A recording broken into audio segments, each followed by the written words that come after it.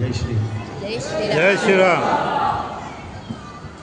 ಜೈ ಶ್ರೀರಾಮ್ ಅಂತ ಯಾಕೆ ಹೇಳ್ತಾ ಇದ್ದಾನೆ ಅಂದರೆ,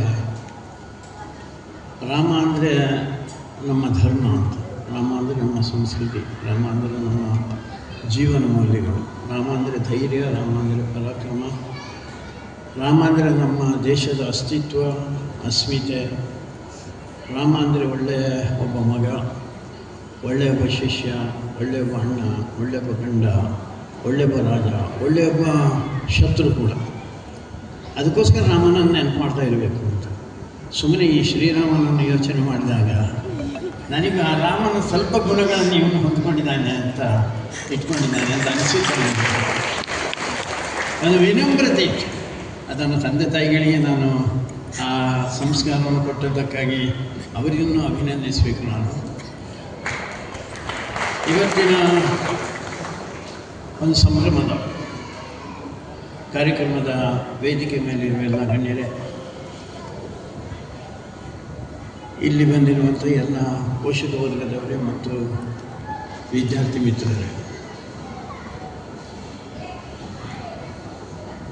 ಇಂದ್ರಪ್ರಸ್ಥ ಸಂಸ್ಥೆ 1991 ಅಂದರೆ ಸುಮಾರು ಒಂದು 35 ವರ್ಷಗಳ ಹಿಂದೆ ಇದು ಪ್ರಾರಂಭ ಆಗಿರೋದು. ಶ್ರೀರಾಮನ ನೆನಪು ಮಾಡಿಕೊಂಡ, ನಾವು ನೆನಪು ಮಾಡಿಕೊಳ್ಳಬೇಕು. ಒಂದು ರೀತಿಯಲ್ಲಿ ಈ ಸಂಸ್ಥೆಗೆ ಪ್ರಾತಸ್ಮರಣೀಯರು ಅಂತ ಹೇಳುವಂಥ USA ನಾಯಕರು ಈ ಒಂದು ಪ್ರದೇಶದಲ್ಲಿ ಒಂದು ದೂರದೃಷ್ಟಿಯನ್ನು ಇಟ್ಟುಕೊಂಡು, ಇವರು ಆವಾಗ ಸ್ವಲ್ಪ ಹಿಂದುಳಿದಂಥ ಪ್ರದೇಶ, ಇಲ್ಲಿರುವಂಥ ಸುತ್ತಮುತ್ತಲಿನ ಗ್ರಾಮಾಂತರದ ಮಕ್ಕಳಿಗೆ ಒಳ್ಳೆಯ ಒಂದು ಶಿಕ್ಷಣವನ್ನು ಕೊಡಬೇಕು ಅಂತ ಹೇಳುವಂಥ ಸದುದ್ದೇಶದಿಂದ ಈ ಸಂಸ್ಥೆಯನ್ನು ಪ್ರಾರಂಭ ಮಾಡಿದರು. ಮುಂದಕ್ಕೆ ಹೋಗಿ ಅದು PUCಗೆ ಬಂತು. ಈಗ 8 ವರ್ಷದ ಹಿಂದೆ PUCಗೂ PUCಯ ವಿದ್ಯಾಭ್ಯಾಸವನ್ನು ಕೊಡುವಂಥ ಒಂದು ಪ್ರಯತ್ನವನ್ನು ಮಾಡಿದೆ. ಇತ್ತೀಚೆಗೆ ಒಂದು 4 ವರ್ಷಗಳ ಹಿಂದೆ ನಾವು ವಿವೇಕಾನಂದ ವಿದ್ಯಾವರ್ಧಕ ಸಂಘಕ್ಕೆ ಅದನ್ನು ಕೊಡಬೇಕು ಅಂತ ಅವರು ಯೋಚನೆ ಮಾಡಿದರು. ವ್ಯಾಪಾರ ಆಗಲಿಲ್ಲ.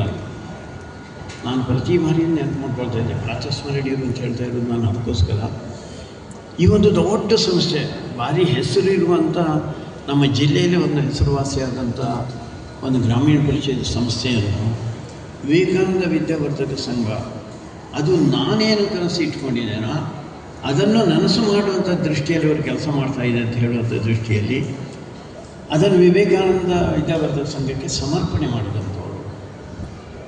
ವಿವೇಕಾನಂದ ವಿದ್ಯಾವರ್ಧಕ ಸಂಘ ಆ ರಾಷ್ಟ್ರೀಯ ಚಿಂತನೆಯ ಜೊತೆಯಲ್ಲಿ ಕೆಲಸ ಮಾಡ್ತಾ ಇರುವಂಥ ಒಂದು ಸಂಸ್ಥೆ. ಇಲ್ಲಿ ಏನೇ ಮಾಡಬೇಕಾದ್ರೂ ಕೂಡ ನಾವು ಈ ದೇಶಕ್ಕೇನು, ಈ ಸಮಾಜಕ್ಕೇನು ಅಂತ ಯೋಚನೆ ಮಾಡಿಯೇ ಮಾಡ್ತಾ ಹೋಗ್ತಾಯಿಲ್ಲ. ಅದಕ್ಕೋಸ್ಕರ ಒಂದು ವಿಶೇಷವಾದಂಥ ಸಂಸ್ಥೆ ವಿವೇಕಾನಂದ ವಿದ್ಯಾವರ್ಧಕ ಸಂಘ. ಸುಮಾರು ಒಂದು 85 ಸಂಸ್ಥೆಗಳು ಅದನ್ನು ಒಳಗೊಂಡಂಥ ಸುಮಾರು ಒಂದು 22,000ಕ್ಕಿಂತ ಮಿಕ್ಕಿ ವಿದ್ಯಾರ್ಥಿಗಳಿರುವಂಥ ಹತ್ತಿರ 1,500 ಜನ ಯಾವುದಾದ್ರು ಫ್ಯಾಕಲ್ಟಿ ಅಂತ ಹೇಳ್ತೇವೆ, ಶಿಕ್ಷಕರು ಮತ್ತು ಶಿಕ್ಷಕೇತರ ಸಿಬ್ಬಂದಿಗಳನ್ನು ಇಟ್ಕೊಂಡಿರುವಂಥ ಒಂದು ಮಹಾನ್ ಸಂಸ್ಥೆ. ನಮ್ಮ ರಾಜ್ಯದಲ್ಲಿ ಒಂದು ಅತ್ಯಂತ ದೊಡ್ಡ ಸಂಸ್ಥೆಗಳ ಸಾಲಿನಲ್ಲಿ ಸೇರ್ತಾ ಇರೋದು. ಬರೀ ದೊಡ್ಡದಂದರೆ ಸಂಖ್ಯಾತ್ಮಕವಾಗಿ ಮಾತ್ರ ಹೇಳ್ತಾ ಇಲ್ಲ, ಗುಣಾತ್ಮಕವಾಗಿ ಕೂಡ ಎತ್ತರಕ್ಕೆ ಏರಿದಂಥ ಒಂದು ಸಂಸ್ಥೆ. ಆ ಸಂಸ್ಥೆ ಅಂಗಸಂಸ್ಥೆ ಈ ಸಂಸ್ಥೆ ಇರುವಂಥದ್ದು ಇಂದ್ರಪ್ರಸ್ಥ. ಒಂದು ಧರ್ಮಾಧಾರಿತವಾದಂಥ ಜೀವನ ಈ ದೇಶದ್ದು. ಈ ದೇಶ ಧರ್ಮವನ್ನು ಬಿಟ್ಟಿಲ್ಲ. ಧರ್ಮ ಅಂದರೆ ಯಾವುದೊಂದು ರಿಲಿಜನ್ ಅಂತ ದಯವಿಟ್ಟು ತಿಳಿಬೇಡಿ. ಅದು ಇಂಗ್ಲೀಷಿಗೆ ಹೋದಾಗ ಧರ್ಮ ರಿಲಿಜನ್ ಆಯಿತು. ಧರ್ಮ ಅಂದರೆ ಏನು ಅಂತ ಕೇಳಿದರೆ it is A way of life ಅಂತ ಸುಪ್ರೀಂ ಕೋರ್ಟ್ 3 ಬಾರಿ ಹೇಳಿದೆ. ಯಾವ ದೇವರನ್ನು ಪೂಜೆ ಮಾಡಬೇಕು ಅಂತ ಹೇಳಲಿಲ್ಲ. ದೇವರನ್ನು ಪೂಜೆ ಮಾಡಿ, ದೇವರನ್ನು ಪೂಜೆ ಮಾಡೋದಂದರೆ ಒಂದು ಸತ್ಯದ, ನ್ಯಾಯದ ಒಂದು ದರ್ಶನ. ಅದಕ್ಕೋಸ್ಕರ ದೇವರನ್ನು ಪೂಜೆ ಮಾಡಿ, ಯಾವ ದೇವರನ್ನು ಪೂಜೆ ಮಾಡುವುದು, ಯಾವ ದಿಕ್ಕಿನಲ್ಲಿ ಪೂಜೆ ಮಾಡುವುದು, ಯಾವ ಹೆಸರಿನಲ್ಲಿ ಪೂಜೆ ಮಾಡುವುದು, ಯಾವ ರೀತಿ ಆರಾಧನೆಯನ್ನು ಬೇಕು ಮಾಡ್ಬೋದು ಅಂತ ಹೇಳುವಂಥ ವಿಶಾಲವಾದಂಥ ದೃಷ್ಟಿಕೋನದ ಒಂದು ಧರ್ಮ ನಮ್ಮ. ಅದಕ್ಕೋಸ್ಕರ ನಮ್ಮ ಧರ್ಮ ಯಾರ ಮೇಲೂ ಆಕ್ರಮಣ ಮಾಡಲಿಲ್ಲ. ಜಗತ್ತಿನ ಇತಿಹಾಸವನ್ನು ನೀವು ತೆಗೆದರೆ ಎಲ್ಲ ದೇಶಗಳು ಒಂದಲ್ಲ ಒಂದು ರೀತಿಯಿಂದ ಇನ್ನೊಬ್ಬರ ಮೇಲೆ ಆಕ್ರಮಣ ಮಾಡಿಕೊಂಡು ಬಂದಂಥ ದೇಶಗಳು ಅಥವಾ ಸಮಾಜಗಳು. ನಮ್ಮ ದೇಶ ಹಾಗೆ ಮಾಡಲಿಲ್ಲ. ಯಾಕೆಂದರೆ ನಾವು ಎಲ್ಲವನ್ನೂ ಒಪ್ಪಿಕೊಳ್ಳುವರು, ಎಲ್ಲವನ್ನು ಒಪ್ಪಿಕೊಳ್ಳುವ, ಎಲ್ಲವನ್ನು ಅಪ್ಪಿಕೊಳ್ಳುವಂಥ ಒಂದು ಸಮಾಜ, ಒಂದು ಧರ್ಮ, ಅದು ನಮ್ಮದು ಹಿಂದೂ ಧರ್ಮ. ಅದಕ್ಕೋಸ್ಕರ ವಿಶಾಲವಾದಂಥ ದೃಷ್ಟಿಕೋನದ ಒಂದು ಸಮಾಜಕ್ಕೆ, ಒಂದು ದೇಶಕ್ಕೆ ಪರಕೀಯರಿಂದ ಆಕ್ರಮಣ ಆಯಿತು. ಅದಾಗಿ ಕೊನೆಯ ಹಂತದಲ್ಲಿ ಇಂಗ್ಲೀಷರು ಬಂದರು. ಇಂಗ್ಲೀಷರು ಬಂದ ಮೇಲೆ ನಮ್ಮ ಚಿಂತನೆ ದಿಕ್ಕನ್ನೇ ಬದಲು ಮಾಡಿದರು. ಸುಮ್ಮನೆ ಒಂದು ಉದಾಹರಣೆ ನಾನು ಕೊಡಬೇಕಾದ್ರೆ, ಈ ದೇಶದ ಹೆಸರೇನಿದೆ ಅಂತ ಕೇಳಿದರೆ ಇಂಡಿಯಾ ಅಂತ ಹೇಳ್ತಾರೆ. ದುರ್ದೈವದಿಂದ ನಮ್ಮ ಸಂವಿಧಾನದಲ್ಲಿ ಕೂಡ ಇಂಡಿಯಾ ದಟ್ ಇಸ್ ಭಾರತ್ ಎಂದು ಬರ್ತಾರೆ. ಪೂಜ್ಯ ಅಂಬೇಡ್ಕರಿಗೆ ಗೌರವವನ್ನು ಕೊಡ್ತಾ ನಾನು ಹೇಳ್ತಾ ಇರೋದು, ಕೊನೆ ಪಕ್ಷ ಭಾರತ್ ದಟ್ ಈಸ್ ಇಂಡಿಯಾ ಅಂತ ಬರೆದಿದ್ದಕ್ಕೂ ತೊಂದರೆ ಇರಲಿಲ್ಲ. ಇಂಡಿಯಾ ಅಂದರೆ ಏನು ನಮ್ಮದು ಅಂತ ಕೇಳಿದರೆ ಒಂದು 200 ವರ್ಷಗಳ ಇತಿಹಾಸ ಅಷ್ಟೇ. 200 ವರ್ಷಕ್ಕಿಂತ ಹಿಂದೆ ಇಂಡಿಯಾ ಇರಲಿಲ್ಲ. ಅದಕ್ಕೋಸ್ಕರ ಯಾರಾದರೂ ಇಂಡಿಯಾದ ಇತಿಹಾಸ ಏನು ಅಂತ ಕೇಳಿದರೆ 200 ವರ್ಷದಲ್ಲಿ ಅದರ ಹಿಂದೆ ಏನಿತ್ತು, ಅದರ ಹಿಂದೆ ಏನೂ ಇರಲಿಲ್ಲ ಅಂತ ಹೇಳುವಂಥದ್ದೇ ಬ್ರಿಟಿಷರು ನಮಗೆ ಹೇಳಿಕೊಟ್ಟಿರುವಂಥ ಒಂದು ಪಾಠ. ಎಲ್ಲವನ್ನು ನಾವು ಬಂದ ಮೇಲೆ ಆಯಿತು, ನಾವು ಬಂದ ಮೇಲೆ ಇಲ್ಲಿದ್ದಂಥ ಜನಕ್ಕೆ ವಿದ್ಯೆ ಸಿಕ್ಕಿರುವಂಥದ್ದು. ನಾನು ಸುಮ್ಮನೆ ಪುಸ್ತಕ ಪ್ರಕಟ ಮಾಡಿದ್ದಾರೆ, ತುಂಬ ಚೆನ್ನಾಗಿದೆ ಅಂತ ಅನಿಸುತ್ತೆ. ಅದರ ಮೊದಲನ ಪುಟದಲ್ಲಿ ಅಜ್ಜಿ ಮದ್ದು ಅಂತಿರುವಂಥದ್ದು. ನೀವು ಮುಂದಿನ ದಿನಗಳಲ್ಲಿ ನೋಡೋರಿದ್ದೀರ. ಈಗ ಮೊನ್ನೆ ಇಂಗ್ಲೀಷರು ತಯಾರು ಮಾಡಿದಂಥ ಕಾಫ್ ಸಿರಪ್ ಏನಿದೆ, ಅದು 23 ಜನರನ್ನು ಬಲಿ ತಗೊಂಡಿದ್ದರು. ಅದರಲ್ಲಿ ರಾಸಾಯನಿಕ ಹಾಕ್ತಾರೆ. ನನ್ನ ಅಮ್ಮ, ನನ್ನ ಅಜ್ಜಿ ರಾಸಾಯನಿಕ ಹಾಕಿಕೊಡಲಿಲ್ಲ. ಅದರ ಬದಲು ಸುತ್ತಮುತ್ತಲಿರುವಂಥ ಪರಿಸರದಲ್ಲಿರುವಂಥ ವಸ್ತುಗಳನ್ನು ಇಟ್ಟುಕೊಂಡೇ ಅವಳು ನನ್ನ ಕೆಮ್ಮು, ಜ್ವರನೋ ಅಥವಾ ಇನ್ನೇನಾದರೂ ಸಣ್ಣ ಪುಟ್ಟ ತೊಂದರೆ, ಹೊಟ್ಟೆ ನೋವು ಅಂತಂದು ಬಂದರೆ ಅದಕ್ಕೆ ಔಷಧಿಯನ್ನು ಕೊಡ್ತಾಯಿದ್ರು ಅಂತ. ಅಂದರೆ ನಾವು ಮೆಡಿಸಿನ್ನಲ್ಲಿ ಅವರ ಹತ್ರ ಕೇಳಿದೆ ನಾನು, ಮುಂದೆ MD ಯಾವುದರಲ್ಲಿ ಮಾಡಬೇಕು ಅಂತಿದ್ದೀಯಾ ಅಂತ. ಅದಕ್ಕೆ ಆಸಕ್ತಿ ಮೆಡಿಸಿನ್ ಮತ್ತು ಸರ್ಜರಿ ಅಂತ 2 ಕ್ಷೇತ್ರಗಳಲ್ಲಿ ನಾವೇ ಮುಂದೆ ಇದ್ದಂಥದ್ದು. ಅದಕ್ಕೋಸ್ಕರ ಮೆಡಿಸಿನ್ ಯಾವಾಗ ಪ್ರಾರಂಭ ಆಯಿತು ಅಂತ ಕೇಳಿದರೆ ಈ ದೇಶ ಪ್ರಾರಂಭ ಆದಾಗಲೇ ಇತ್ತು. ಆವಾಗಲೇ ಯೋಚನೆ ಮಾಡಿದ್ದೇವೆ ನಾವು, ಈ ದೇಶ ಜನಕ್ಕೆ ಸ್ವಾಸ್ಥ್ಯ ಕೊಡೋದು ಹೇಗೆ, ಒಳ್ಳೆ ಆರೋಗ್ಯ ಕೊಡೋದು ಹೇಗೆ, ಅದಕ್ಕೆ ಬೇಕಾದಂಥ ಔಷಧಿ ಎಲ್ಲಿದೆ ಅಂತ ದೇವರೇ ಸೃಷ್ಟಿ ಮಾಡಿದ್ದಾರೆ. ನಾವು ಹೊಸದಾಗಿ ಸೃಷ್ಟಿ ಮಾಡಬೇಕಂತ ಅವಶ್ಯಕತೆ ಇಲ್ಲ. ಸುತ್ತಲಿನ ಪರಿಸರ ಏನಿದೆ ಇದರಲ್ಲಿ ಬರೆದಿದ್ದಾರೆ, ಅದನ್ನು ಮುಂದೆ ಉಲ್ಲೇಖ ಮಾಡ್ತೇನೆ ನಾನು. ಸುತ್ತಲಿನ ಪರಿಸರ ಅದು ನಮಗೋಸ್ಕರ ಇರುವಂಥದ್ದು. ನಮಗೋಸ್ಕರ ಇರೋದು ಅಂತ ಹೇಳಿ ಅದನ್ನು ನಾಶ ಮಾಡಲಿಕ್ಕೆ ಹೋಗಬೇಡಿ, ಅದು ನಮ್ಮನ್ನು ಬದುಕಿಸಲಿಕ್ಕೆ ಇರುವಂಥದ್ದು. ಅದಕ್ಕೋಸ್ಕರ ಅಂಥ ಪರಿಸರ ಏನಿದೆ ಅದರಿಂದಲೇ ನಾವು ಬದುಕಬಹುದು ಅಂತ ಇವತ್ತು ಕೂಡ ಆ ಪುರಾತನವಾದಂಥ ವಿದ್ಯೆ ಯಾವುದಿದೆ ನಮ್ಮದು, ಅದು ಇವತ್ತು ಮತ್ತೆ ಜಾಗೃತ ಆಗ್ತಾ ಇದೆ.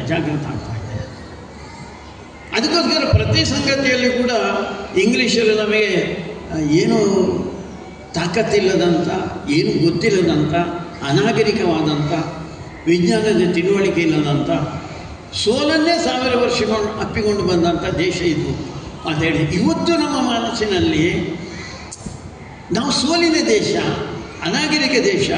ನಮಗೇನಾದ್ರು ಗೊತ್ತಾಗಬೇಕು ಅಂತಾರೆ ನಾವು ಇಂಗ್ಲೆಂಡನ್ನು ನೋಡಬೇಕು, ಅಮೇರಿಕನ್ನು ನೋಡಬೇಕು, ರಷ್ಯಾವನ್ನು ನೋಡಬೇಕು ಅಂತ ಹೇಳುವಂಥ ಮಾನಸಿಕತೆ ಇದೆ. ಅವನೊಂದು ಶಬ್ದವಂತಾಗ ಎಲ್ಲಿ ಬೇಕಾದ್ರೂ ಹೋಗಿ, ಆದರೆ ನಿಮ್ಮ ಮತ್ತಿನ ಸೇವೆ ಅದು ಭಾರತಕ್ಕೆ ಆಗಬೇಕು ಅಂತ. ನಾನು ರಾಮನ ಗುಣಗಳನ್ನು ಉಲ್ಲೇಖ ಮಾಡುವಾಗ ನನಗೆ ನೆನಪಾಗಿರುವಂಥ ಸಂಗತಿ ಹೇಳಿರುವಂಥದ್ದು. ಮತ್ತೆ ನಾನು ಎಲ್ಲಿಗೆ ಅಂತ ಕೇಳಿದರೆ ಈ ತಾಯಿಯ ಮಡಿಲಿಗೆ ಅಂತ. ಆ ರೀತಿ ಈ ದೇಶ ಒಂದಿದೆ, ಎಲ್ಲವನ್ನು ಕೊಟ್ಟಿದೆ ನಮಗೆ. ಇಲ್ಲಿ ತುಂಬ ಜನ ವಿಜ್ಞಾನಿಗಳಾಗುವಂಥವ್ರು ಅಥವಾ ಆ ಕ್ಷೇತ್ರದಲ್ಲಿ ಕೆಲಸ ಮಾಡ್ತಾ ಇರುವಂಥದ್ದು ಭಾರಿ ದೊಡ್ಡ ಸಾಧನೆಯ ಶಾಲೆ ಇದೆ ನಮ್ಮದು. ಇಂಗ್ಲೀಷಲ್ಲಿ ನಮಗೆ ವಿಜ್ಞಾನವನ್ನು ಹೇಳ್ಕೊಟ್ಟ ನನ್ನ ಮಿತ್ರರ ಮಗಳೊಬ್ಬಳು ಆಕ್ಸ್ಫರ್ಡ್ ಯೂನಿವರ್ಸಿಟಿಯಲ್ಲಿ ಕಲ್ತಳು. ಈಗ ಕಲ್ತು ಬಂದೇ ನಾಳೆ 4-5 ವರ್ಷ ಆಯಿತು. ಮೊದಲನೇ ಬಾರಿಗೆ ಒಬ್ಬಳು ಭಾರತೀಯ ಹೆಣ್ಣು ಮಗಳು ಆಕ್ಸ್ಫರ್ಡ್ ಯೂನಿವರ್ಸಿಟಿಯಲ್ಲಿ ಅಧ್ಯಕ್ಷೆ ಆದಳು. ಸ್ಟೂಡೆಂಟ್ ಲೀಡರ್ ಆದಳು, ಅವಳು ಸ್ಟೂಡೆಂಟ್ ಪ್ರೆಸಿಡೆಂಟ್ ಆದಳು. ಅವಳು ಮಾತಾಡ್ತಾ ಹೇಳಿರುವಂಥದ್ದು, ಆ ಆಕ್ಸ್ಫರ್ಡ್ ಯೂನಿವರ್ಸಿಟಿಯಲ್ಲಿ ಒಂದು ಕಾಲೇಜ್ ಇದೆ, ಆ ಕಾಲೇಜಿನಲ್ಲಿ ಇವತ್ತು ಕೂಡ ಜಗತ್ತೇ ಆಗಿದೆ ಅಂತ ಕೇಳಿದರೆ ಚಪ್ಪಟೆ ಆಗಿದೆ ಅಂತ ಹೇಳ್ತಾರೆ ಅಂತ. ಜಗತ್ತು ಚಪ್ಪಟೆಯ ನಮ್ಮಲ್ಲಿ ಯಾರು ಕೇಳಿದ ಜಗತ್ತಿಗೆ ಭೂಲೋಕ ಅಂತ ಹೇಳ್ತಾರೆ. ಭೂಲೋಕ ಅಂದರೆ ಅದು ಉರುಟಾಗಿ ಇರುವಂಥದ್ದು. ಇವತ್ತು ಅವರ ಚಪ್ಪಟೆ ಆಗಿದೆ ಅಂತ ಹೇಳ್ತಾರೆ. ಅದಕ್ಕೋಸ್ಕರ ವಿಜ್ಞಾನ ಮತ್ತು ಅವರ ಚಿಂತನೆಗಳು ಯಾವುದಿದೆ ಅದು ಒಟ್ಟಿಗೆ ಹೋಗ್ತಾ ಇದೆ. ಈಗ ಸೂರ್ಯಗ್ರಹಣ, ಮೊನ್ನೆ ಚಂದ್ರಗ್ರಹಣ ಆಯಿತು. ನಮಗೆ ಪತ್ರಿಕೆಯಲ್ಲಿ ಒಂದು 8 ದಿವಸದ ಮೊದಲು ನಮಗೆ ಅದು ಹೇಳ್ತಾರೆ, ಚಂದ್ರಗ್ರಹಣ ಇಷ್ಟೊತ್ತಿಗೆ ಆಗ್ತದೆ, ಇಷ್ಟೊತ್ತಿಗೆ ಆಗ್ತದೆ, ಈ ಸರ್ತಿ ನಮಗೆ ಭಾರತದವರಿಗೆಲ್ಲ ಕಾಣ್ತದೆ, ಮಂಗಳೂರಿಗೆಲ್ಲ ಕಾಣ್ತದೆ ಅಂತೆಲ್ಲ ಹೇಳಿ. ನಮ್ಮ ಮನೆಯಲ್ಲಿ ಒಂದು ಪಂಚಾಂಗ ಅಂತ ಇದೆ. ನೀವು ಮಕ್ಕಳಿಗೆ ಗೊತ್ತಿದೆಯಾ? ವಿದ್ಯಾರ್ಥಿಗಳಿಗೆ 8 ಜನರಿಗೆ ಗೊತ್ತಿದೆ ಪಂಚಾಂಗ ಅಂತ ಒಂದಿದೆ ಅಂತ. ನಿಮ್ಮ ಮನೆಯಲ್ಲಿ ಕೈ ಎತ್ತಿ. 8 ಜನರಿಗೆ ಗೊತ್ತಿದೆ. ಬಚಾವ್ ಸ್ವಲ್ಪ ಜನರಿಗೆ ನೆನಪು ಮಾಡಿ ಅದಕ್ಕೆ ಎತ್ತಿತ್ತಾ ಇದ್ದೀರಾ, ಸಂತೋಷ.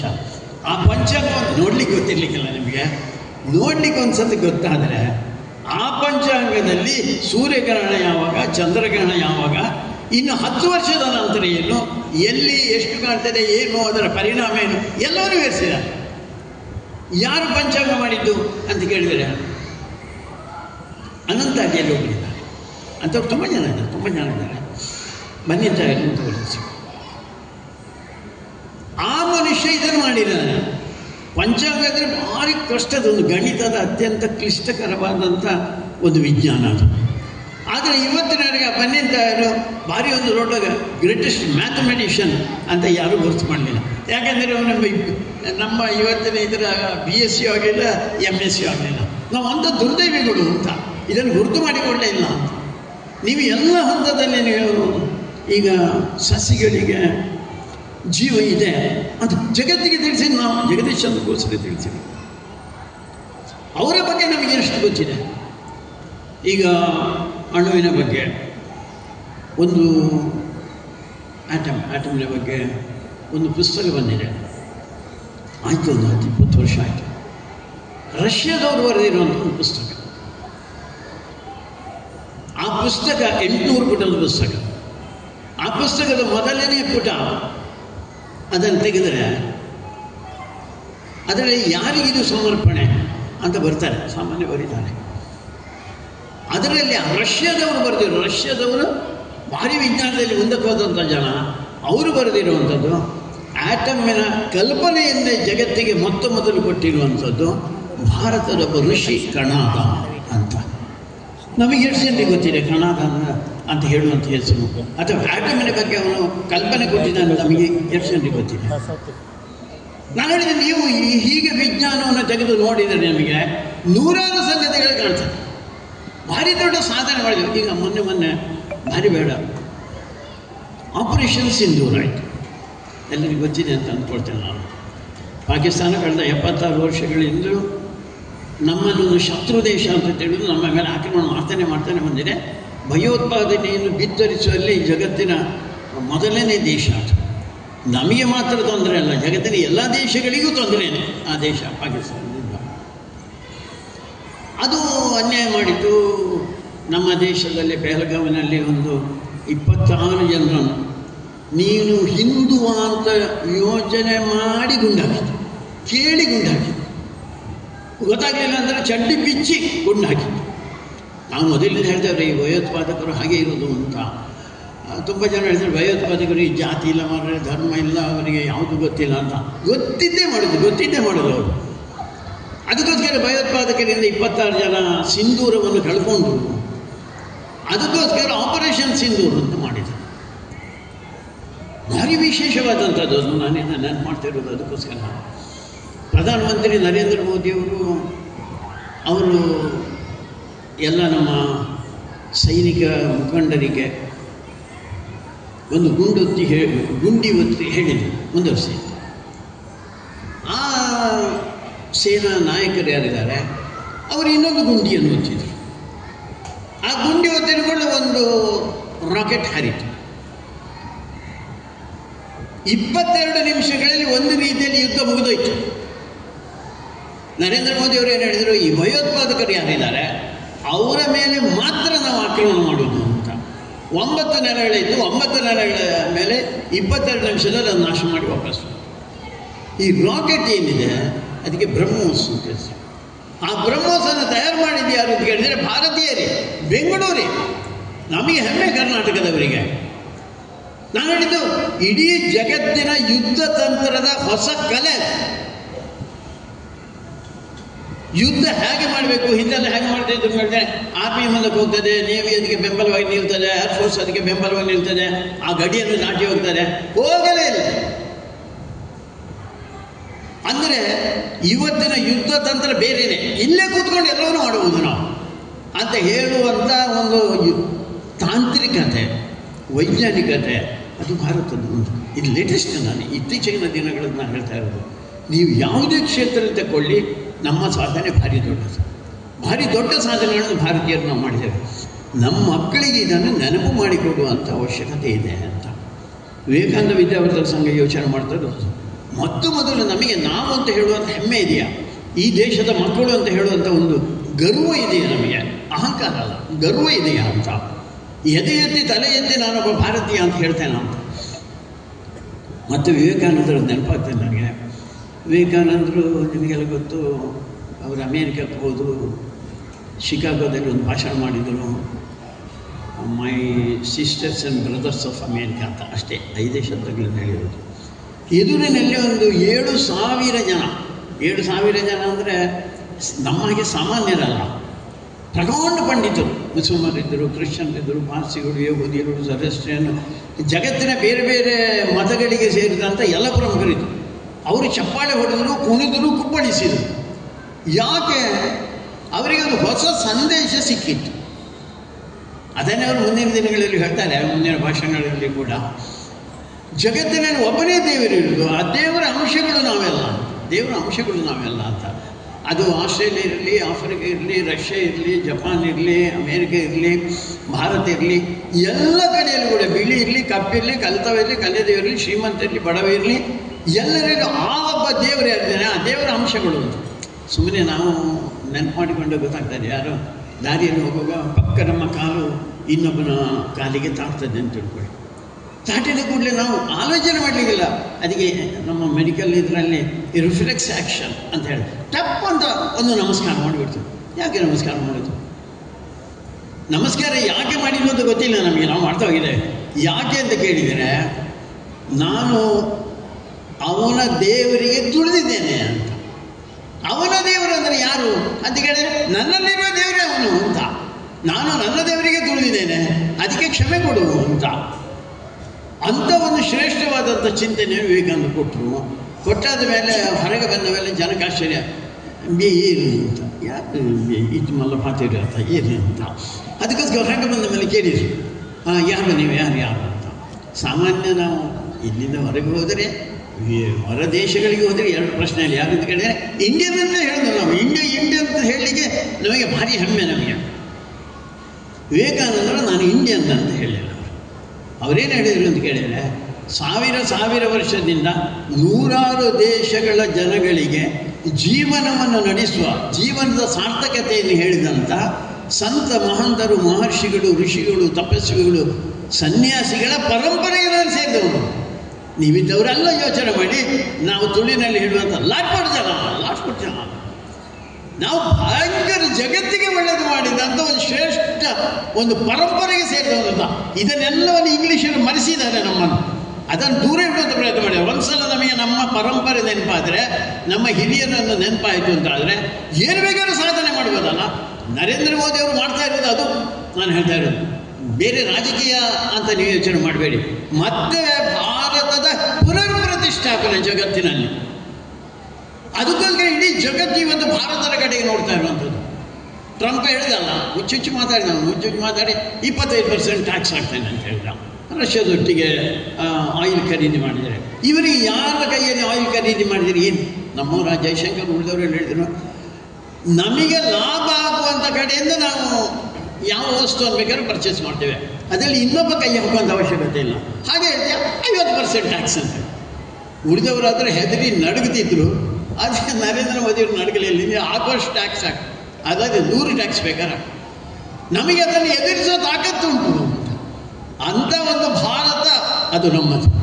ಅದಕ್ಕೋಸ್ಕರ ಈ ಹೆಮ್ಮೆಯ ಭಾರತ ಅಂತ ನಾವು ಹೇಳುವಂಥದ್ದೇನಿದೆ ಅದು ನಮ್ಮ ಮನಸ್ಸಿನ ಒಳಗೆ ಅರಳಲಿ, ನಮ್ಮ ಹೃದಯದಲ್ಲಿ ಅದು ಸ್ಫುರಣವಾಗಲಿ ಅಂತ ಭಾರತ ನಮ್ಮದು. ನಮಗೆಲ್ಲರಿಗೂ ಪ್ರೇರಣೆ ರಾಷ್ಟ್ರೀಯ ಸ್ವಯಂ ಸೇವಕ ಸಂಘ ಆರ್ ಎಸ್ ಎಸ್ ಪ್ರಾರಂಭವಾಗಿ 100 ವರ್ಷ ಆಯಿತು. ಒಂದಷ್ಟು ಜನ ಅವತ್ತೂ ಮಾತಾಡ್ತಾಯಿದ್ರು, ಇವತ್ತು ಮಾತಾಡ್ತಾರೆ. ಸಂಘ ಪ್ರಾರಂಭ ಆದದ್ದಿನಿಂದ ಆರ್ ಎಸ್ ಎಸ್ನ ಮೇಲೆ ನಿಷೇಧ ಹೇರಬೇಕು ಅಂದರೆ ಈಗಲೂ ಮಾತಾಡ್ತಾ ಇದ್ದಾರೆ. ತಲೆಬಿಸಿ ಇಲ್ಲ ನಮಗೆ. ಈ ಆನೆ ಹೋದಾಗ ರಸ್ತೆಯಲ್ಲಿ ಹೋಗ್ತಾ ಇರಬೇಕಾದ್ರೆ ಕೆಲವು ಏನೋ ಕಿರಿಕಿರಿ ಮಾಡ್ತಾ ಇರ್ತಾರೆ, ಶಬ್ದ ಬೇರೆ ಬೇರೆ ಹೇಳ್ತಾರೆ. ಆನೆಗೆ ತಲೆಬಿಸಿ ಆಗುತ್ತೆ. ಆನೆಗೆ ಏನು ತಲೆಬಿಸಿ ಇಲ್ಲ, ಆನೆ ನಡ್ಕೊಂಡು ಹೋಗಿದೆ, ಇವರು ಬೊಬ್ಬೆ ಹಾಕಬೇಕಷ್ಟೇ. ಆ 100 ವರ್ಷಗಳ ಇಂಥ ಎಲ್ಲ ಅಡ್ಡಿ ಆತಂಕಗಳನ್ನು ಮೀರಿ ಬಂದಿರುವಂಥ ಒಂದು ಸಂಘಟನೆ. ಅವರು ಬೈತಾ ಇದ್ದಾಗ ನಾವು ನಾಗ್ಪುರದಿಂದ ಪ್ರಾರಂಭ ಆಗಿರೋದು ಇಡೀ ದೇಶಕ್ಕೆ ಹೋಯಿತು. ಇಡೀ ದೇಶಕ್ಕೆ ಮಾತ್ರ ಅಲ್ಲ, ಜಗತ್ತಿಗೆ ಹೋಯಿತು. ಅವರು ಬಯಲಿಗೆ ಶುರು ಮಾಡುವಾಗ ಒಬ್ಬ ಹಿಂದೂ, ನಾನು ಹಿಂದೂ ಅಂತ ಹೇಳಿದ್ದು, ಅಥವಾ ಇದನ್ನು ಹಿಂದೂ ರಾಷ್ಟ್ರ ಅಂತ ಹೇಳಿದ್ದು. ಇವತ್ತು ಕೋಟಿ ಜನ ಒಂದು ಧೈರ್ಯದಿಂದ, ವಿಶ್ವಾಸದಿಂದ, ನಂಬಿಕೆಯಿಂದ ನಾವು ಹಿಂದೂ ಅಂತ ಹೇಳುವಂಥ ಒಂದು ಸ್ಥಿತಿ ಬಂದಿದೆ. ಅದಕ್ಕೆ 100ನೇ ವರ್ಷ, ಅದನ್ನು ಶತಾಬ್ದಿ ವರ್ಷ ಅಂತ ಮೊನ್ನೆ ಅಕ್ಟೋಬರ್ 2ರಿಂದ ಪ್ರಾರಂಭ ಮಾಡಿದ್ದೇವೆ ನಾವು. ಅಕ್ಟೋಬರ್ 2ಕ್ಕೆ 100 ವರ್ಷದ ಹಿಂದೆ ಸಂಘ ಪ್ರಾರಂಭ ಆಗಿರೋದು ವಿಜಯದಶಮಿ ದಿವಸ. ವಿಜಯದ ಕಡೆಗೆ ಹೋಗೋದು, ವಿಜಯದ ಕಡೆಗೆ ಇವತ್ತು ಬಂದಿರೋ ಮುಂದಕ್ಕೆ ಹೋಗೋದು. ಅದಕ್ಕೋಸ್ಕರ ಒಂದು 5 ಅಂಶಗಳನ್ನು ಇಟ್ಕೊಂಡು ಇವತ್ತು ಬರೆದಿರೋದ್ರಿಂದ ನಾನು ಅದನ್ನು ಮತ್ತೆ ಉಲ್ಲೇಖ ಮಾಡ್ತೇನೆ. 5 ಅಂಶಗಳನ್ನ ಇಟ್ಕೊಂಡು ನಾವು ಜನಮಾನಸದ ಹತ್ರಕ್ಕೆ ಹೋಗಬೇಕು ಅಂತ. ಒಂದನೇದ್ದು ಇರುವಂಥದ್ದು ನಮ್ಮ ಸಮಾಜವನ್ನು ಮತ್ತೆ ಒಡೆಯುವಂಥ ಒಂದು ಪ್ರಯತ್ನ ಮಾಡಿ. ಒಂದು ಒಡೆದಿರುವಂಥದ್ದು ಹಿಂದೂಗಳು ಮತ್ತು ಮುಸಲ್ಮಾನರು ಬೇರೆ ಬೇರೆ ಅಂತ ಹೇಳುವಂಥ ರೀತಿಯಲ್ಲಿ ಮೊದಲನೇ ಇಂಗ್ಲೀಷರ ಒಂದು ಡಿವೈಡ್ ಆ್ಯಂಡ್ ರೂಲ್ ಇಂಗ್ಲೀಷನೇ ಮಾಡಿದೆ. ಸ್ವಾತಂತ್ರ್ಯದ ಹಿಂದಿನ ಇದರಲ್ಲಿ ಮುಸಲ್ಮಾನರು ದೇಶಕ್ಕೋಸ್ಕರ ಹೋರಾಟ ಮಾಡಿದಂಥವ್ರು ಒಂದಷ್ಟು ಜನ ಇದ್ದರು. ನಿಧಾನವಾಗಿ ಅದನ್ನು ಬೇರೆ ಮಾಡಿ, ಮುಸಲ್ಮಾನರು ಬೇರೆ, ಹಿಂದೂಗಳು ಬೇರೆ ಅಂತ. ದೇಶ ತುಂಡಾದ ಮೇಲೆ ಕೂಡ ಇಡೀ ಸಮಾಜವನ್ನು ಒಂದು ಅಂತ ಯೋಚನೆ ಮಾಡಲಿಲ್ಲ. ನಾವೆಲ್ಲರೂ ಭಾರತೀಯರು ಅಂತ ಹೇಳ್ಬೋದಾಗಿತ್ತು, ಅವರಿಗೆ ಹೇಳಿಲ್ಲ. ಅದನ್ನು ಮತ್ತೆ ಮತಗಳ ಆಧಾರದ ಮೇಲೆ, ಜಾತಿಯ ಆಧಾರದ ಮೇಲೆ, ಒಳಜಾತಿಗಳ ಆಧಾರದ ಮೇಲೆ ಇವತ್ತೇನು ಕರ್ನಾಟಕದಲ್ಲಿ ಒಂದು ಜಾತಿ ಗಣತಿ ಅಂತ ಮಾಡ್ತಾರೆ, ಅದು ಅದರ ಉದ್ದೇಶದಿಂದ. ಅದರಲ್ಲಿ ಒಳ್ಳೇದು ಮಾಡೋದಿದ್ದರೆ ನಮ್ಮಿಂದ ಯಾರಿಗೂ ಆಕ್ಷೇಪ ಇಲ್ಲ. ಅವರು ಮಾಡ್ತಾ ಇರೋದೇನಂತ ಅದರ ಪರಿಣಾಮ ನೀವನ್ನು ನೋಡಿದ್ದೀರಾ. ಲಿಂಗಾಯತರು ನಾನು ಹಿಂದೂಗಳಲ್ಲ ಅಂತ ಹೇಳೋದು, ಲಿಂಗಾಯತ ಮತ್ತು ವೀರಶೈವ ಒಂದು ಅಂತ ಹೇಳೋದು, ಜೈನ ಸಮಾಜದವರು ನಾವು ಹಿಂದೂಗಳೇ ಅಲ್ಲ ಅಂತ ಹೇಳೋದು, ಒಟ್ಟು ಗೊಂದಲ. ಆ ಗೊಂದಲವನ್ನು ನಿರ್ಮಾಣ ಮಾಡೋದಕ್ಕೋಸ್ಕರ ಇವತ್ತು ಪ್ರಯತ್ನ.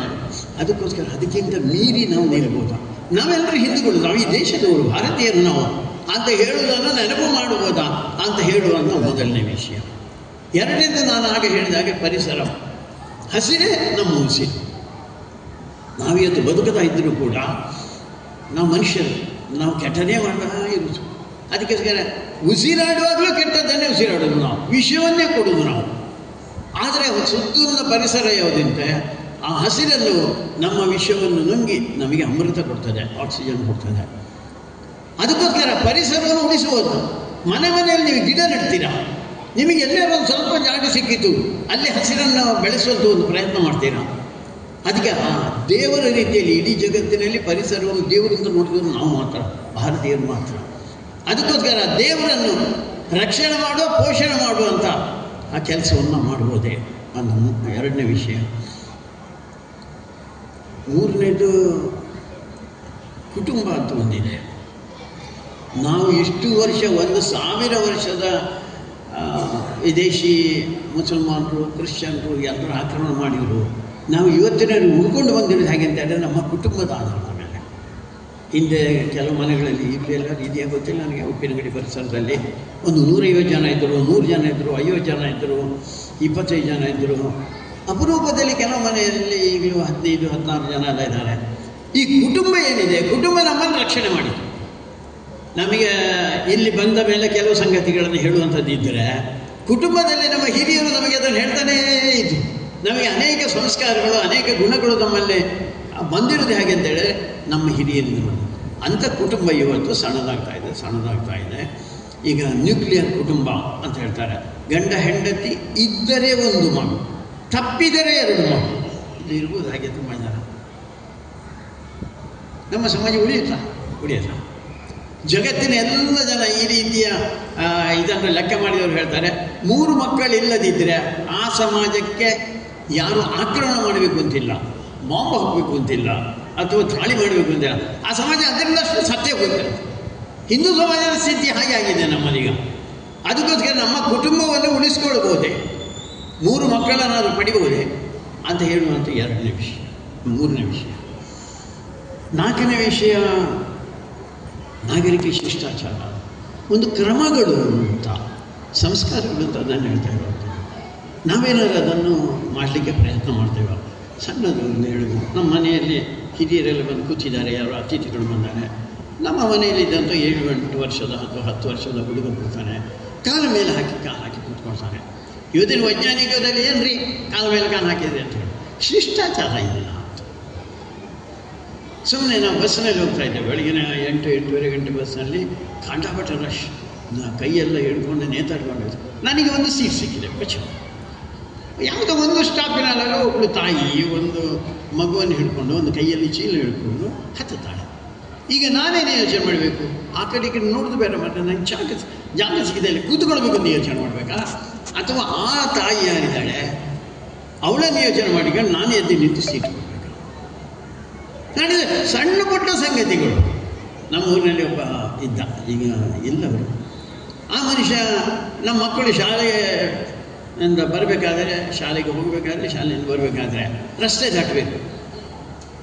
ಬೇರೇನಿಲ್ಲ, ಆ ಮನುಷ್ಯ ಬರುವುದು ಬೆಳಿಗ್ಗೆ ಒಂದು 8 ಗಂಟೆ ಹೊತ್ತಿಗೆ ಬರ್ತಾನೆ. ಆ ಮನುಷ್ಯ ಬಂದು ಅಲ್ಲಿ ಬಸ್ ಬರಬೇಕಾದ್ರೆ ಈ ಮಕ್ಕಳು ತುಂಬ ಇದ್ದರೆ ಬಸ್ಸನ್ನು ನಿಲ್ಲಿಸೋದು ಅಥವಾ ಲಾರಿಯನ್ನು ನಿಲ್ಲಿಸೋದು, ಮಕ್ಕಳನ್ನು ದಾಟಿಸೋದು. 1 ನಿಮಿಷ ಆದ ಕೂಡಲೇ ಬಸ್ಸನ್ನು ಬಿಡೋದು, ಮತ್ತೆ ಅದೇ ಕೆಲಸ ಬೆಳಗ್ಗೆ ರಥ. ಈಗಲೊಬ್ಬ ನಿವೃತ್ತ ಸೈನಿಕ ಕಾಣ್ತಿರೋ ಕ್ರಿಶ್ಚಿಯನ್ ಮಂಗಳೂರು ಪದವಿನಲ್ಲಿ ಆ ರೀತಿ ಕೆಲಸವನ್ನು ಮಾಡ್ತಾರೆ. ನಾಡಿದ್ದು ನಮಗೆ ಏನಾದರೂ ಈ ರೀತಿಯ ಶಿಷ್ಟಾಚಾರಗಳು ಗೊತ್ತಾಗುತ್ತೆ. ನಮಗೆ ನಾವು ಬೈಕಿನಲ್ಲಿ ಹೋಗ್ತೇವೆ, ಏನು ಹೇಳ್ತಾರೆ? ಹೆಲ್ಮೆಟ್ ಧರಿಸ್ಕೊಂಡು ಹೋಗಬೇಕು. ಹೆಲ್ಮೆಟ್ ಧರಿಸ್ತೇವೆ ನಾವು. 100ರಲ್ಲಿ 99 ಬೈಕ್ ಅಥವಾ ಸ್ಕೂಟರ್ನ ಅಪಘಾತದಲ್ಲಿ ಸತ್ತವನು ಹೆಲ್ಮೆಟ್ ಇಲ್ಲದೆ ನಾಡಿದ್ದು ಈ ರೀತಿ ಅಂದರೆ ಕಾನೂನಿನ ಪಾಲನೆ ಮತ್ತು ಶಿಷ್ಟಾಚಾರಗಳನ್ನು ಇಟ್ಕೊಳ್ಬೋದು. ಕೊನೆಯದು ಒಂದು ಈಗ ಅವರು ಉಲ್ಲೇಖ ಮಾಡಿದ್ರು, ಸ್ವದೇಶಿ ಚಿಂತನೆಯನ್ನು ಬೆಳೆಸ್ತೇವೆ. ಎಲ್ಲ ದೇಶಗಳು, ಜಗತ್ತಿನ ಎಲ್ಲ ದೇಶಗಳು ಅವರ ದೇಶವನ್ನು ಪ್ರೀತಿ ಮಾಡ್ತಾರೆ. ಈಗ ಟ್ರಂಪು ಹುಚ್ಚುಚ್ಚು ಮಾತಾಡ್ತಾನೆ. ಮೊದಲನೇ ಭಾಷಣ ನೀವು ಅವನನ್ನು ಕೇಳಿರಬೇಕು. ಅವನು ಹೇಳಿದರೆ ನೇಷನ್ ಫಸ್ಟ್, ನನಗೆ ಅಮೇರಿಕೆಯೂ ಮೊದಲು. ನಾನು ಮೋದಿಯವರನ್ನು ಪ್ರೀತಿ ಮಾಡೋದು ಯಾಕೆಂದರೆ ಮೋದಿಯವರು ಕೂಡ ಭಾರತ ಮೊದಲು ಅಂತ ಹೇಳ್ತಾಳೆ ಅಂತ. ನನಗೆ ಅಮೇರಿಕ ಮೊದಲು ನನಗೆ ಅಂತ. ಜಗತ್ತಿನ ಎಲ್ಲ ದೇಶಗಳಲ್ಲಿ ನಾವು ಯೋಚನೆ ಮಾಡ್ತೇವೆ, ನನಗೆ ನಮ್ಮದೇ ಮೊದಲು ಅಂತ ಯೋಚನೆ ಮಾಡಿ. ಸುಮ್ಮನೆ ಒಂದು 4 ಉದಾಹರಣೆ ನಿಮ್ಮ ಮುಂದೆ. ಬೆಳಿಗ್ಗೆ ಎದ್ದು ನೀವು ಹಲ್ಲುಜ್ಜುತ್ತೀರ.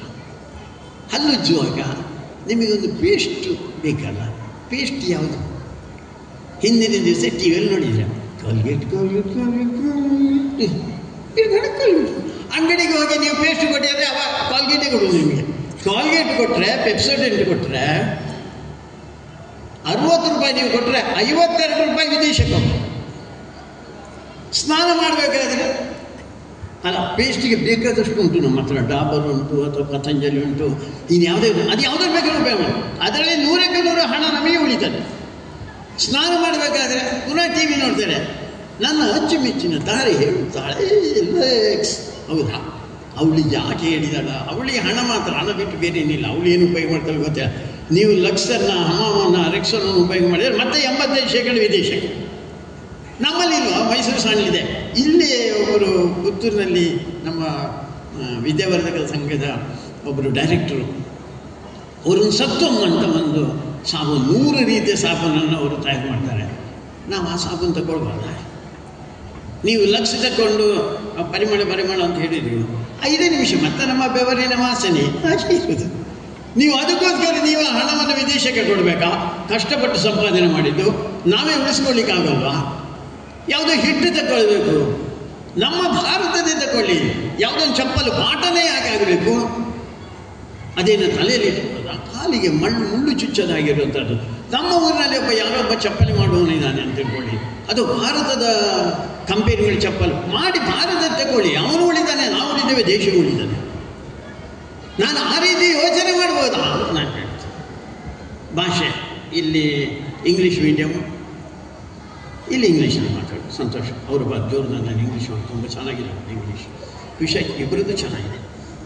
ಅಲ್ಲ ಉಳಿದವ್ರದ್ದು ಇರ್ಬೋದು, ನನಗೆ ಗೊತ್ತಿಲ್ಲ. ಈಗ ಕೇಳಿದ ಮನೆಯಲ್ಲಿ ಯಾವ ಭಾಷೆ ಮಾತಾಡ್ತೀರಾ ನೀವು? ಕಾನ್ವೆಂಟಿಗೆ ಹೋದರೆ ಅದು ಉಳಿದಕ್ಕೆ ಹೋದರೆ ಅವ್ರು ಹೇಳ್ತಾರೆ ಮನೆಯಲ್ಲಿ ನೀನು ಇಂಗ್ಲೀಷೇ ಮಾತಾಡೋದು. ದಯವಿಟ್ಟು ಮಾಡಬೇಡಿ. ಭಾಷೆ ಒಂದು ಸಂಸ್ಕೃತಿಯನ್ನು ತಗೊಂಡು ಹೋಗ್ತದೆ, ನೆನ್ಪಿಟ್ಟುಕೊಳ್ಳಿ. ಭಾಷೆ ಒಂದು ಪರಂಪರೆಯನ್ನು ತಗೊಂಡು ಹೋಗ್ತದೆ. ಸತ್ತೋಗ್ತದೆ ನಮ್ಮ ಸಂಸ್ಕೃತಿ, ಸತ್ತೋಗ್ತದೆ ನಮ್ಮ ಪರಂಪರೆ. ಭಾಷೆ ನಮ್ಮ ಜಾಗದಲ್ಲಿ ತುಳು ಇರ್ಬೋದು, ಮರಾಠಿ ಇರ್ಬೋದು, ಹವ್ಯಕ ಇರ್ಬೋದು, ಶಿವಳ್ಳಿ ಇರ್ಬೋದು, ಅಥವಾ ಕೋಟದವ್ರ ಭಾಷೆ ಇರ್ಬೋದು. ಯಾವ ಭಾಷೆ ನೀವು ಮನೆಯಲ್ಲಿ ಏನು ಭಾಷೆ, ನಮ್ಮ ಮನೆಯದ್ದು ಒಂದು ಭಾಷೆ ಅಂತಿದೆ, ಆ ಭಾಷೆಯನ್ನು ಉಳಿಸ್ಕೊಳ್ಳಿ. ಇಲ್ಲಿ ಇಂಗ್ಲೀಷ್ ಮಾತಾಡಿ, ಏನು ತೊಂದರೆ ಇಲ್ಲ ನನಗೆ. English medium English. ಅದಕ್ಕೋಸ್ಕರ ನಮ್ಮ ಭಾಷೆಯನ್ನು ನಾವು ಉಳಿಸ್ಕೊಂಡು ಹೋಗ್ಬೋದೇ. ವ್ಯತ್ಯಾಸ ಆಗಿದೆ. ಅಪ್ಪ ಮನೆಗೇನು, ಅದು ಡ್ಯಾಡಿ ಮಮ್ಮಿ ಮೇಲೆ. ಮಮ್ಮಿ ಅಂದರೆ ಹೆಣ ಮಾರಾಡ. ನಮ್ಮ ಅಮ್ಮ ಹೆಣ ಆಗಲಿಕ್ಕೆ ಕೊಟ್ಟ, ಅವಳು ಸರಸ್ವತಿ, ನಮಗೆ ದೇವಿ ಅವಳು. ಅದೇ ಅವರೇ ಹೇಳ್ತಾರೆ ಅಂತ ನಾವು ಹೇಳೋದು. ಈ ಚಿಕ್ಕಪ್ಪ, ದೊಡ್ಡಪ್ಪ, ಮಾಮ, ಅಳಿಯ, ಅತ್ತೆ, ನಾದಿನಿ, ಮೈದೂರು ಎಲ್ಲ ಶಬ್ದಗಳಿದೆಲ್ಲ ಎಲ್ಲಿಂಟದು? ಇಲ್ಲವೇ ಇಲ್ಲ. ಒಂದು ತಿದ್ದಿ ಅಂತ ಒಂದು ಭಾಷೆ ಇತ್ತು ತುಳು ಜನರಿಗೆ. ಶೆಟ್ಟರುಗಳಲ್ಲಿ ಸ್ವಲ್ಪ ಹೆಚ್ಚಿದೆ, ಇದ್ದಾರೆ ಯಾರು ಶೆಟ್ಟರುಗಳು ಗೊತ್ತಿಲ್ಲ ನನಗೆ. ಆ ತಿದ್ದಿ ಶಬ್ದ ಇಲ್ಲ, ಅದನ್ನು ತಿದ್ದಿ ಆಗಿದೆ, ಅದಿಲ್ಲ ಪುಸ್ತಕ ಹೋಯ್ತೀವಿ. ನಾನು ಹೇಳಿದೆ ಚಿಕ್ಕಪ್ಪ ಅಂತ ಹೇಳಿದರು ಆಂಟಿ, ದೊಡ್ಡಪ್ಪ ಹೇಳಿದರು ಆಂಟಿ, ಬಾವ ಹೇಳಿದರು ಆಂಟಿ, ಅಂಕಲ್. ಅದೇ ಹಾಗೆ ಆಗೋದು. ಚಿಕ್ಕಮ್ಮನ ಆಂಟಿ, ಅತ್ತಿಗೆನ ಆಂಟಿ, ನಾದಿನೇನು ಆಂಟಿ ಆಗೋದಿಲ್ಲ ರೀ. ನಮ್ಮದು ಏನು ಹೇಳ್ತೇವ ಅದೇ ಸಂಬಂಧವಾಚಕ ಶಬ್ದಗಳು. ಚಿಕ್ಕಪ್ಪ ಅಂದರೆ ಅಪ್ಪನ ತಮ್ಮ, ದೊಡ್ಡಪ್ಪ ಅಂದರೆ ಅಪ್ಪನ ಅಣ್ಣ. ಅಪ್ಪನಿಗೆ ಗೌರವ ಕೊಟ್ಟ ಮೇಲೆ ಚಿಕ್ಕಪ್ಪ ದೊಡ್ಡಪ್ಪನಿಗೆ ಗೌರವ ಕೊಡಲೇಬೇಕು. ನೀವು ಹೇಳಬೇಕಂತಿಲ್ಲ, ಆತ ಕಾಲ ಮಾತ್ರ ನಮ್ಮೆ ಹೇಳಬೇಕು ಅಂತಿಲ್ಲ. ಅವ ಹಿಡಿದೇ ಹಿಡಿದಾನೆ. ಯಾಕಂದರೆ ಅಪ್ಪನ ಕಾಲ ಹಿಡಿದಾಗ ದೊಡ್ಡಪ್ಪನ ಕಾಲ ಹಿಡಿದಾಳೆ. ಅದಕ್ಕೆ ಸಂಬಂಧವಾಚಕ ಶಬ್ದಗಳೇನಿದೆ ಅದನ್ನು ನಮ್ಮದನ್ನಾಗಿ ಉಪಯೋಗಿಸಲಿ. ಗೊತ್ತಿಲ್ಲ, ಇಲ್ಲಿ ಹೋಗ್ಬೇಕಾದ್ರೆ ಕೆಲವು ಸರ್ತಿ ಕಾರ್ಯಕ್ರಮ ಮುಂದೆ ಹೋಗ್ಬೇಕಾದ್ರೆ ನನಗೆ ಗಂಡ ಹೆಂಡತಿ ಸಿಗ್ತಾರೆ. ಆ ಗಂಡ ಹೇಳ್ತಾನೆ ಅಂಬಲಿ ಏನೊಂದು ಗೊತ್ತು ನಾನು ಇಲ್ಲ. ಅಂಬಲಿ ಅಂದರೆ ಮಿಸ್ಸೆಸ್ ಅಂತ. ಈ ಮಿಸ್ಸೆಸ್ ಅಂದರೆ ಯಾರು? ಇಂಗ್ಲೀಷ್ ಗೊತ್ತು, ನೀವಿದ್ದೀರಲ್ಲ, ಒಂದು ಸ್ವಲ್ಪ ಹುಡುಕಿ ಹೇಳಿ ನನಗೆ ಮಿಸ್ಸೆಸ್ ಅಂತ. ಶಬ್ದವೇ ಇಲ್ಲ ಮಾರ್ಯಾರೆ. ಯಾರೋ ಅವರಿಗೆ ಹೇಳಿದ ಅಂತ ಮಿಸ್ಸೆಸ್. ಈ ಗಂಡನಿಗೆ ಅದು ಸ್ವಲ್ಪ ಬುದ್ಧಿ ಕಡಿಮೆ ಅಂತ ತಿಳ್ಕೊಳ್ಳಿ. ಈಗ ಹೆಂಡತಿ ಹಾಗಿದೆ, ನಾನು ಏನು ಗೊತ್ತೇನೆ, ಯಾನ ಅಂದರೆ ಮಿಸ್ಸೆಸ್. ನಾನು ಹೇಳಿದೆ ಹೆಂಡತಿ ಹೇಳಲಿಕ್ಕೆ ಏನು, ಧರ್ಮಪತ್ನಿ ಅಂತ ಹೇಳಲಿಕ್ಕೆ ಏನು, ಧೈರ್ಯ ಇದ್ದರೆ ಯಜಮಾಂತಿ ಅಂತ ಹೇಳಲಿಕ್ಕೆ ಏನು, ಧೈರ್ಯ ಬೇಕು ಸ್ವಲ್ಪ ಹೇಳಬೇಕು. ನಾನು ಹೇಳಿದೆ ಅದು ಬಿಟ್ಟು ನೀವು ಯಾವುದಾದ್ರೂ ಶಬ್ದ ಉಪಯೋಗ ಮಾಡ್ತೀರಲ್ಲ, ಸಂಬಂಧಗಳು ಹೋಗ್ಬಿಡ್ತಾನೆ. ಅದಕ್ಕೆ ನಮ್ಮ ಭಾಷೆ, ನಮ್ಮ ಸಂಬಂಧವಾಚಕ ಶಬ್ದಗಳು ಅದನ್ನು ಉಪಯೋಗಿಸಿ. ಇದೊಂದು ಪರಂಪರೆ ಉಳಿಸೋದು. ಜಗತ್ತು ನಮ್ಮ ಕಡೆಗೆ ನೋಡುವುದೇ ಅದಕ್ಕೆ. ನೀವು ಸುಮ್ಮನೆ ಹಣಕ್ಕೋಸ್ಕರ ನೋಡೋದಲ್ಲ. ನಮ್ಮಲ್ಲಿ ಏನೋ ಒಂದು ವಿಶೇಷತೆ ಇದೆ, ಭಾರತೀಯರಲ್ಲಿ ಏನೋ ಒಂದು ವಿಶೇಷತೆ ಇದೆ ಅಂತ ಅದನ್ನು ನೋಡಲಿಕ್ಕೆ ಬರುವುದು ನಾವು ಹಾಗೆ ಇರುವುದು ಒಳ್ಳೆಯದು ಅಂತ. ಅದಕ್ಕೋಸ್ಕರ ಯಾವುದೋ ಫ್ಯಾಷನ್ನ ಯುಗಕ್ಕೆ ಯಾರೋ ಮಾಡೆಲ್ಗಳು ಇನ್ನೊಬ್ಬರು ಆ ಪೇಪರ್ನಲ್ಲಿ ಬರೋದು, ಸಿನಿಮಾದಲ್ಲಿ ಬರೋದು, ಅದರ ಹಿಂದೆ ಓಡಬೇಡಿ ಅಂತ. ನಮಗೊಂದು ಜಗತ್ತಿನಲ್ಲಿ ಅತ್ಯಂತ ದೊಡ್ಡದಾದಂಥ ಒಂದು ಸಂಸ್ಕೃತಿ, ಸಂಪ್ರದಾಯಗಳು, ಪದ್ಧತಿಗಳು ನಮ್ಮದಿದೆ. ಅದಕ್ಕೋಸ್ಕರ ಭಾರತವಾಗಿ ಉಳಿದಿದೆ. ಭಾರತವಾಗಿ ಉಳಿಬೇಕಾದಂಥ ಅವಶ್ಯಕತೆ ಇದೆ. ಅದಕ್ಕೋಸ್ಕರ ನಮ್ಮ ಮನೆಯಲ್ಲಿ ಏನಾದ್ರು ಒಂದು ಪೂಜೆ ಆದರೆ, ಸತ್ಯನಾರಾಯಣ ಪೂಜೆ ಅಂತ ತಿಳ್ಕೊಳ್ಳೋದು, ಶನಿ ಪೂಜೆ, ಕೊನೆಗೆ ಎಲ್ಲ ಮುಗಿದಾದ ಮೇಲೆ ಭಟ್ರು ಪ್ರಸಾದ ಕೊಟ್ಟಾದ್ಮೇಲೆ ಒಂದು ತಟ್ಟೆ ಇಟ್ಕೊಂಡು ಪ್ರಸಾದ ಇಟ್ಕೊಂಡು ಬರ್ತಾರೆ. ಆಮೇಲೆ ಹೇಳ್ತಾರೆ, ನೀವು ಮಾಡಿದಂಥ ಸೇವೆಯಿಂದ ದೇವರಿಗೆ ಸಂತೃಪ್ತಿ ಆಗಿದೆ, ನಿಮಗೆ ನಿಮ್ಮ ಮಕ್ಕಳಿಗೆ ಒಳ್ಳೆಯದಾಗಲಿ. ಎರಡನೇದ್ದು ನಿಮ್ಮ ಕುಟುಂಬದವರಿಗೆ ಒಳ್ಳೆಯದಾಗಲಿ. ಮೂರನೇದ್ದು ನಿಮ್ಮ ಮನೆಯಲ್ಲಿರೋ 4 ಕಾಲಿನ ಪ್ರಾಣಿಗಳಿಗೆ, ಹಸು ಇರ್ಬೋದು, ನಾಯಿ ಇರ್ಬೋದು, ಬೆಕ್ಕಿರ್ಬೋದು, ಅದಕ್ಕೆ ಒಳ್ಳೆಯದಾಗಲಿ. ಕೊನೆಯದವರು ಏನು ಹೇಳಿದ್ದಾರೆ ಅಂದರೆ, ಸರ್ವೇ ಜನ ಸುಖಿನೋ ಭವಂತು ಲೋಕ ಸಮಸ್ತ ಸುಖಿನೋ. ಯಾರಿಗೆ ಒಳ್ಳೆಯದಾಗಲಿ? ಹಣ ಕೊಟ್ಟದ್ದು ಶ್ರೀರಾಮ ಇರ್ಬೋದು, ಅಥವಾ ಅಪ್ಪ ಸತ್ಯನಾರಾಯಣ ಭಟ್ರು ಇರ್ಬೋದು. ಆ ಭಟ್ರು ಹೇಳೋದು ಲೋಕ ಸಮಸ್ತ ಸುಖಿನೋ. ಲೋಕ ಸಮಸ್ತ ಅಂದರೆ 750 ಕೋಟಿ ಜನ ಮಾರಾಟ. ಪೈಸೆ ಯಾರೆಲ್ಲ ತಗೊಂಡು ಆ ಭಟ್ರು ಹೇಳೋದು ಜಗತ್ತಿನ ಜನಕ್ಕೆ ಒಳ್ಳೆಯದು. ಒಂದು ಸಣ್ಣ ಮನೆಯಲ್ಲಿ ನಾವು ಯೋಚನೆ ಮಾಡುವಂಥ ಚಿಂತನೆ, ಜಗತ್ತಿನ ಎಲ್ಲರಿಗೂ ಒಳ್ಳೇದು ಮಾಡಲಿ.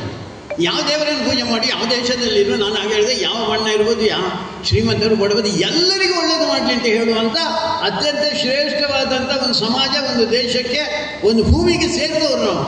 ಇದನ್ನು ನಾವು ಯೋಚನೆ ಮಾಡಿ ಇಲ್ಲಿ ಕಲಿತಾ ಇರುವಂಥ ಒಬ್ಬ ಹುಡುಗ ಯೋಚನೆ ಮಾಡಬೇಕಾದ್ದು, ಅವರ ಹೆತ್ತವರು ಯೋಚನೆ ಮಾಡಬೇಕಾದ್ದು, ನಾನು ಅಂಥ ಮಕ್ಕಳನ್ನು ತಯಾರು ಮಾಡ್ತಾ ಇದ್ದೇನೆ, ಜಗತ್ತಿಗೆ ಒಳ್ಳೇದು ಮಾಡುವಂಥ ಮಕ್ಕಳು.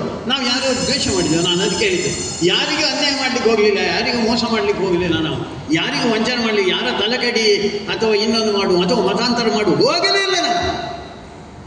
ನಾವು ಎಲ್ಲರಿಗೂ ಒಳ್ಳೆ ಮಾಡಲಿ, ದೇವರು ಯಾರನ್ನು ಬೇಕಾದ್ರೂ ಪೂಜೆ ಮಾಡಲಿ, ಯಾವ ಹೊತ್ತಿನಲ್ಲಿ ಬೇಕಾದ್ರೂ ಪೂಜೆ ಮಾಡಲಿ, ಯಾವ ಹೆಸರಿನಲ್ಲಿ ಪೂಜೆ ಮಾಡಲಿ, ಯಾವ ಕಡೆಗೆ ಮುಖ ಮಾಡಿ ಬೇಕಾದ್ರೂ ಪೂಜೆ ಮಾಡಲಿ ಅಂತ ಹೇಳಿದಂಥ ಒಂದು ಸಮಾಜ ನಮ್ಮದು.